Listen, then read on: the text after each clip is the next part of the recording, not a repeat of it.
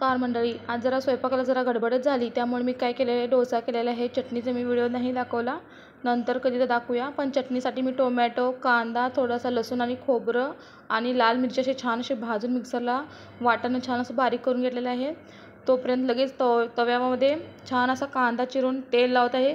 यानं काय होतं, डोसा खूप छान असा उचटला जातो। बघा इथे तुम्ही बघू शकता इथे। आणि छान असं मी डोसाचा बॅटर बनवलेला आहे आणि इतक्या थंडीत सुद्धा हे खूप छान झालेलं आहे। तुम्ही याला गरम ठिकाणी ठेवा तरी ते छान फुगतं। बघा इथे इतका छान डोसा मी करत आहे ना इथे। आणि छान अशी कढईमध्ये ते ऑलरेडी भाजलेलं तेच आहे, त्यामध्ये थोडंसं तेल घातलेलं आहे, थोडीशी मोहरी देऊन कडकड अशी फोडणी दिलेली आहे, सोबत थोडंसं जिरं टाकलेलं आहे, थोडी कढीपत्त्याची पाने वापरलेली आहेत मी फोडणीसाठी। छान अशी फोडणी देऊन घेणार आहे त्यासाठी मी। आणि काय केलं, मिक्सरला जे मगाशी वाटण केलं ना ते यामध्ये ओतलेलं आहे। ही लाल चटणी आहे डोशासोबत खायची आणि खूप छान लागते टेस्टला। आणि खूप छान असं भाजून घेतलेलं आहे मी इथे।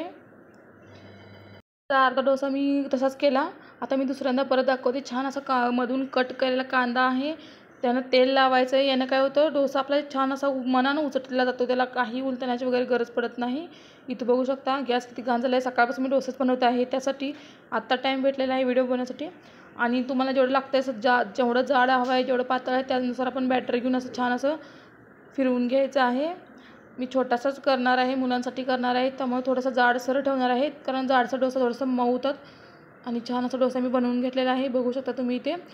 काय ठिकाणी काय करतात, वाटीनं पण छान असं पसरून घेतात, पण माझा तवा आहे वेगळ्या टाईपचा, त्यामुळे ते वाटीनं वगैरे व्यवस्थित येत नाही। फक्त असं मध्ये उतळ असल्यामुळे ते कसं होतं, थोडंसं जाडसर तयार होतं। आणि ही बघा हिरवी लाल चटणी खूप छान केलेली आहे, त्यामध्ये मी काश्मीर लाल मिरची पावडर वापरायला आहे कलरसाठी, कारण मी ऑलरेडी लाल मिरची यामध्ये भाजून घातलेली आहे, फक्त कलरसाठी वापरत आहे। आणि थोडी धण्याची पावडरही त्यामध्ये घालणार आहे छान टेस्ट येण्यासाठी। आणि एकत्र हलवून घेतलेलं आहे।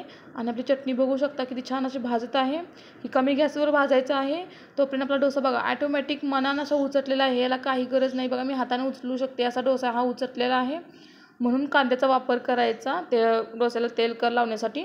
आणि छान आपला डोसा भाजलेला आहे, बघू शकता इथे माझा डोसा आहे, सोबत आहे खोबऱ्याची चटणी, त्यासोबत आहे लाल चटणी। असा मी डोसा नाश्त्याला बनवलेला आहे, झटपट असा नाश्ता तयार करून घेतलेला आहे, बघू शकता तुम्ही इथे।